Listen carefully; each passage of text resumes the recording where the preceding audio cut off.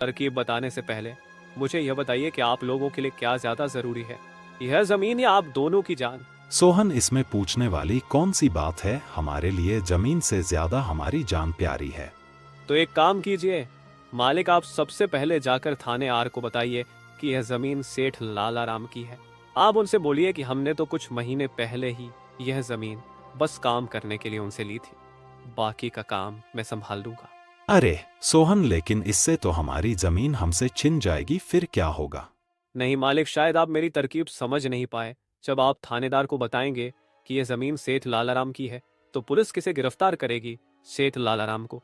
और जब लालाराम जेल चला जाएगा तब आप लोग फिर से जमीन पर कब्जा कर सकते हैं। इससे आप लोग भी जेल जाने से बच जाओगे और जमीन भी आपके ही के पास रहेगी।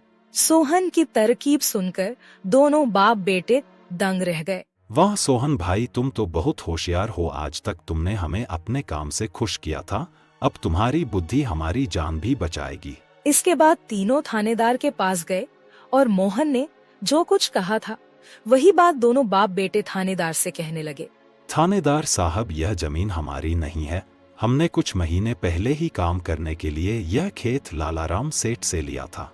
वह जब खुद फंस गए हो तो अब किसी और को फंसाकर अपनी जान बचाना चाहते हो ना? साहब, अगर आपको हमारी बात पर यकीन नहीं हो रहा तो आप सोहन से पूछ लीजिए।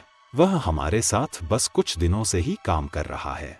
इससे पहले वह सेठ लालाराम के यहाँ काम करता था। बोलो सोहन, यह जमीन किसकी है?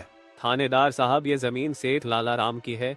जगत सेठ और विनोद सेठ ने तो बस कुछ समय से इस जमीन पर खेती कराना शुरू किया है। सोहन की बात सुनकर थानेदार ने सोहन से कहा, सेठ लालाराम को बुलाने के लिए कहो। सोहन, तुम एक काम करो, जाओ और सेठ लालाराम को बुलाकर लेकर आओ।